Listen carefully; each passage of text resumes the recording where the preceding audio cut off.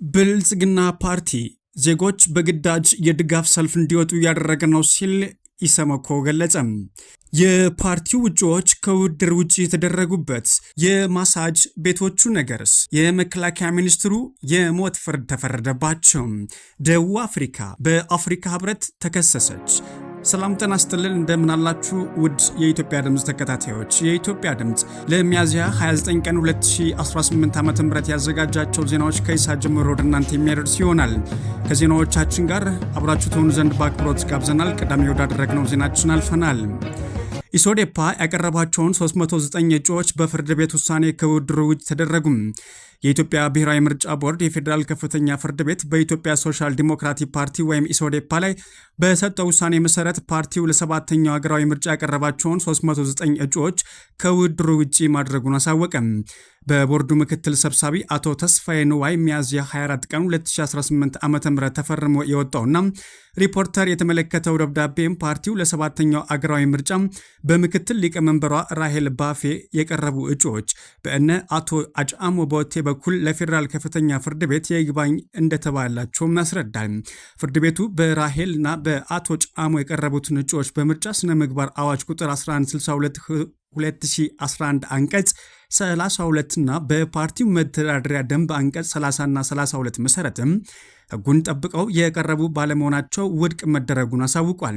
ቦርዱ በደብዳቤው እንደገለጸው ተቃውሞ የቀረባቸው እጩዎች የያዘ የድምፅ መስጫ ወረቀት ወደ ማተሚያ ቤት ገብቶ ለህትመት ዝግጁ ቢሆንም በሁለቱ ወገኖች መካከል የተፈጠረው ችግር እልባት እስኪያገኝ ድረስም ሳያሳትም መቆየቱን ገልጾ የፓርቲው ሰዎች ችግራቸውን ፈተው ይቀርባሉ የሚል ሲጠብቅ የነበረ መሆኑን በመግለጽም መፍትሄ ማግኘት አለመቻሉን አስረድቷል። የኢትዮጵያ ድምፅ ዜናዎች ነው በመከታተል ላይ ያላችሁት አድማጮቻችን። ወደ ሌሎች ዜናዎቻችን አልፈናል። ድምፃዊ አህመድ ማንጁስ በገንዘብ ቅጣት ከእስር እንዲፈታ ተወሰነ። በሴት ላይ ጥቃት በማድረስ የተከሰሰው ድምፃዊ አህመድ ማንጁስ በ300 ሺህ ብር ቅጣት ተቀጥቷል። የአዲስ አበባ ከተማ የመጀመሪያ ደረጃ ፍርድ ቤት ቂርቆስ ምድብ ችሎት በድምፃዊ አህመድ ሁሴን ወይም ማንጁስ ላይ የ300 ሺህ ብር የገንዘብ ቅጣት አስተላልፏል። ድምፃዊ የተቀጣው የካቲት 22 ቀን 2018 ዓ.ም በቂርቆስ ክፍለ ከተማ በሚገኝ አንድ ሆቴል ውስጥ መድኃኒት ይልማ በተባለች ግለሰብ ላይ አካላዊ ጥቃት በመፈጸም ጥፋተኛ ሆኖ በመገኘቱ ነው። ፍርድ ቤቱ ውሳኔውን ከመሰጠቱ በፊትም የአቃቤ ሕግን ጥቃቱ በሴት ላይና በምሽት ተፈጽሟል የሚል የቅጣት ማክበጃ የቀረበለት ቢሆንም የተከሳሹን የቅጣት ማቅለያዎች ተመልክቷል። ድምፃዊ ቀደም ሲል የወንጀል ሪከርድ የሌለበት መሆኑን ጥፋቱን አምኖ መጸጸቱና የሁለት ልጆች አባት መሆኑን በመጥቀስም ቅጣት እንዲቀልለት ያቀረበውን ጥያቄ ፍርድ ቤቱ ተቀብሏል። በዚህም መሰረትም ችሎቱ የእስር ቅጣቱን ወደ 300 ብር የገንዘብ ቅጣት የቀየረውም ሲሆን ተከሳሹ የተበየነበትን ገንዘብ እንዲከፍል የዋስትና ተመላሽ ተደርጎለትም ከእስር እንዲፈታ ታዟል። ዘገባው የኢትዮፒካ ሊንክ ነው። በአዲስ አበባ ከባህል ያፈነገጡ ተግባራት በፈጸሙና ህገወጥ ማሳጅ ቤቶች ላይ ጠንካራ እርምጃ ተወሰደ። በመዲናዋ አዲስ አበባ በማሳጅ ቤት ስም ተሸፍነው በድብቅ የስነ ምግባርና የህግ ጥሰት በፈጸሙ እንደዚሁም ፍቃድ ሳይኖራቸው በሚንቀሳቀሱ ጤና ነክ ተቋማት ላይ ሰፊ የቁጥጥር ዘመቻ መጀመሩን የአዲስ አበባ ምግብና መድኃኒት ባለስልጣን አሳወቀ። ባለስልጣኑ ባደረገው ከፍተኛ ክትትልም 4105 የሚሆኑ ጤና ነክ ተቋማት ላይ ድንገተኛ ፍተሻና ቁጥጥር ያደረገም ሲሆን በዚህም በርካታ ግድፈቶች መገኘታቸውን ገልጿል። የምግብና ጤና ነክ ተቋማት ቁጥጥር ዳይሬክተር አቶ ስቲፋኖስ ጌታቸው እንደገለጹትም በርካታ ህገወጥ ማሳጅ ቤቶች፣ የጋራ መኖሪያ ቤቶች፣ ኮንዶሚኒየሞችና የውስጥ ለውስጥ ሰፈሮች እንደ መደበቂያ በመጠቀም ፍቃድ ሳይኖራቸው ተግባራቸው ሲያከናውኑ ተደርሶባቸዋልን ብለዋል። እነዚህ ተቋማት ከማሳጅ አገልግሎት ባለፈም ከባህል ያፈነገጡና ህገወጥ የሆኑ ድርጊቶችን በድብቅ ሲፈጽሙ እንደነበረም ተጠቁሟል። በቁጥጥሩ ወቅትም ደንብና መመሪያ ጥሰው በተገኙ ተቋማት ላይ ባለስልጣኑ የሚከተሉትን እርምጃዎች ወስዷል። አንደኛ፣ ጠንካራ የጽሑፍ ማስጠንቀቂያ የተሰጣቸው 211 ተቋማት መሆናቸውን ገልጸዋል። 18 ተቋማት ደግሞ ሙሉ በሙሉ እንዲታሸጉ ተደርጓል። 229 ተቋማት እንደ ጥፋታቸው ደረጃ የተለያየ አስተዳደራዊ እርምጃዎችም እንደተወሰደባቸው አሳውቀዋል። ባለስልጣኑ ይህን እርምጃ የወሰደው የህዝቡን ጤና ለመጠበቅና የከተማዋን ሰላምና ስነ ምግባር ለማስከበር እንደሆነ ገልጿል። በተለይም ፍቃድ ኖሯቸው ከተሰጣቸው የስራ ዘርፍ ውጪ የሚንቀሳቀሱና በድብቅ የሚሰሩ ተቋማትን ወደ ህጋዊ መስመር ለማስገባት ጥረቱ እንደሚቀጥል አመላክተዋል። የኢትዮጵያ ድምፅ ዜናዎች ቀጥለዋል።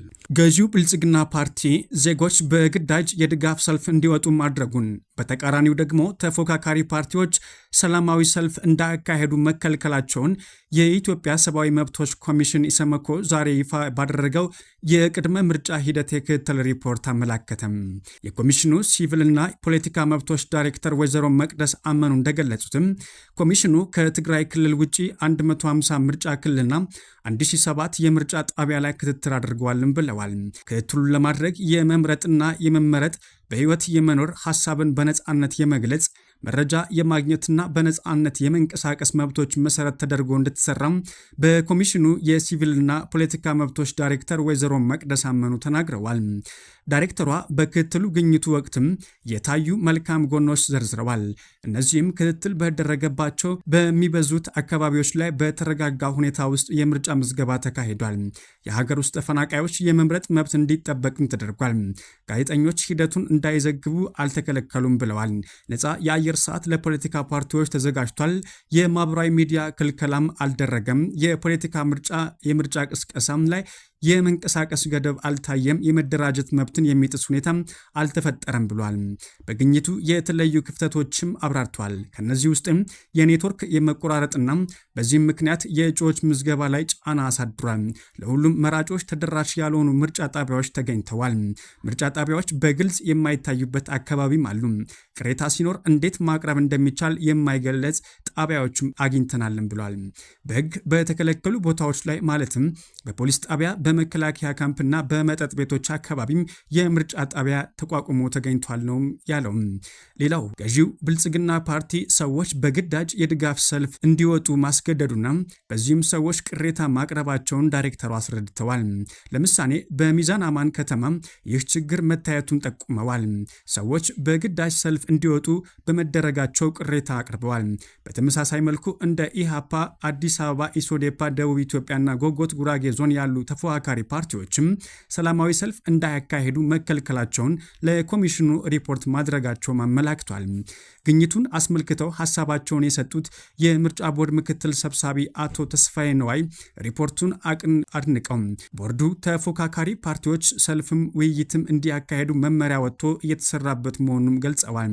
ለምሳሌ ተፎካካሪ ፓርቲዎች የመንግስት አዳራሾች እንዲጠቀሙ ለሁሉም ክልሎች መመሪያ አስተላልፈናል ያሉም ሲሆን ያን የማይተባበረው ደግሞ ሪፖርት እንዲያደርጉ አዘናል ሲሉ ማክለዋል።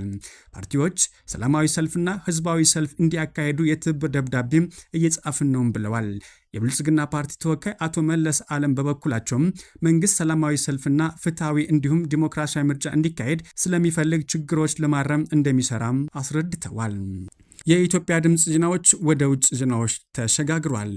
የቀድሞ የቻይና መከላከያ ሚኒስትሮች የሞት ፍርድ ተፈረደባቸው። በቅርቡ የወጡ ዘገባዎች እንደሚያመላክቱት ከሆነም የቀድሞ የቻይና መከላከያ ሚኒስትሮች ዌ ፊንግን እና ሊ ሻንጎ በከባድ የሙስና ወንጀል ተከሰው የ2 ዓመት የገደብ ጊዜ ያለው የሞት ፍርድ ተፈርዶባቸዋል።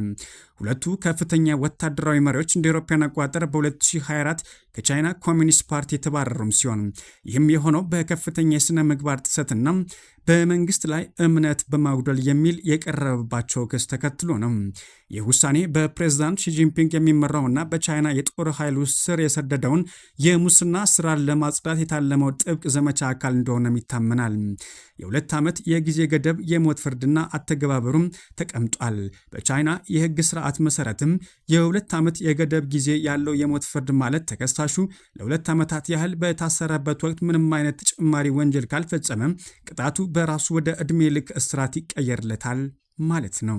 ጋና ደቡብ አፍሪካን ለአፍሪካ ህብረት ከሰሰች። በደቡብ አፍሪካ በሚኖሩና በሚሰሩ ጋናውያን ጨምሮም በሌሎች አፍሪካውያን ላይ እየደረሰ ያለው ተደጋጋሚ የዘረኝነት ጥቃት አሳሳቢ መሆኑን በመጥቀስም ጋና ጉዳዩን በይፋ ለአፍሪካ ህብረት አቅርባለች። የአክራ መንግስት ባቀረበው አቤቱታም ጉዳዩ በህብረቱ ቀጣይ አጋማሽ ዓመት የቅንጅት ስብሰባ አጀንዳ ሆኖ እንዲያዝ መጠየቁም አሳውቋል። ይህ እርምጃ የተወሰደው በደቡብ አፍሪካ በሚገኙ ስደተኞች አፍሪካውያን ላይ የሚፈጸሙ ትንኮሳዎችና ማስፈራሪያዎች እየጨመሩ መምጣታቸውም ተከትሎ ነው። ጋና ለአህጉራዊ ጥቃቱ አህጉራዊ ምላሽ እንዲሰጥ ጥሪ ያቀረበችም ሲሆን የአፍሪካ ህብረት አባል ሀገራት የድንበር ተሻጋሪ ዜጎቻቸውን ጥቃት እንዲያጠናክሩና የአፍሪካውያን በነጻነት የሚንቀሳቀስ መብት እንዲያከብሩ አሳስባለች። የአገሪቱ ባለስልጣናት እንደገለጹትም ይህ ክስ የቀረበው በስደተኛ ማህበረሰቦችና በንግድ ተቋማት ላይ እየደረሰ ያለው ውጥረት እንዳይባባስ በጋራ መፍትሄ ለመፈለግ ታስበው እንደሆነ አሳውቀዋል። በመጨረሻም ባለፉት 24 ሰዓታት ውስጥም በሆርሙዝ ወሽመጥ ምንም አይነት መርከብ አላለፈም። ይህ እንቅስቃሴ መቋረጥ የመጣውም በቻይናና በፈረንሳይ መርከቦች ላይ የተሰነዘረውን ጥቃትና ኢራን ለስትራቴጂካዊ የውሃ መስመር ያወጣችውን አዲስ የጉዞ መመሪያ ተከትሎ ነው።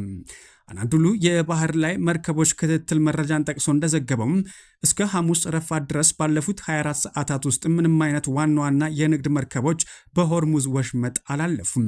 ይህም የሆነው የጸጥታ ስጋት በመጨመሩና ኢራን በዓለም ላይ እጅግ ወሳኝ በሆነው የባህር መተላለፊያ ላይ የምታደርገውን ቁጥጥር በማጥበቋ ተከትሎ ነው። ባለፉት ሳምንታት በወሽመጡ በኩል የሚደረገው የንግድ ልውውጥ በከፍተኛ ሁኔታም ቀንሷል። ብዙ የመርከብ ድርጅቶች በጸጥታ ስጋት፣ በራዳር ምልክቶች መስተጓጎልና በመተላለፊያ ሁኔታዎች ላይ ባለው እርግጠኝነት ማጣት ምክንያትም ጉዟቸውን እየቀየሩ ይገኛሉ። የመጨረሻው የእንቅስቃሴ መቆም የመጣውም በቤጂንግ የሚገኘው ካይክሲ የተባለ የዜና ወኪል ሰኞ ዕለት በሆርሙዝ ወሽመጥ የአንድ የቻይና የነዳጅ ጫኝ መርከብ ጥቃት እንደደረሰበት ከዘገበ በኋላ ነው ተብሏል። ይህ ጦርነት ከተጀመረ ወዲህም በቻይና መርከብ ላይ የደረሰ የመጀመሪያ ጥቃት ሆኖም ተመዝግቧል። ጥቃቱ የተፈጸመው በተባበሩት አረብ ኤሚሬቶች አልጂር ወደብ አቅራቢያም ሲሆን በመርከቡ ላይ የእሳት አደጋ አስከትሎም እንደነበረ ተገልጿል። የኢራን እስላማዊ አብዮታዊ ዘብ የባህር ኃይል እንደገለጸውም መርከቦች ቴህራን በሆርሙዝ ወሽመጥ ላይ ያወጣችውን አዲስ የጉዞ ደንብ እንዲያከብሩም አስጠንቅቀዋል። ውድ የኢትዮጵያ ድምፅ ተከታታዮች የኢትዮጵያ ድምፅ ለሚያዝያ 29 ቀን 2018 ዓ.ም ያዘጋጃቸው ዜናዎች እነኝን ይመስላሉ።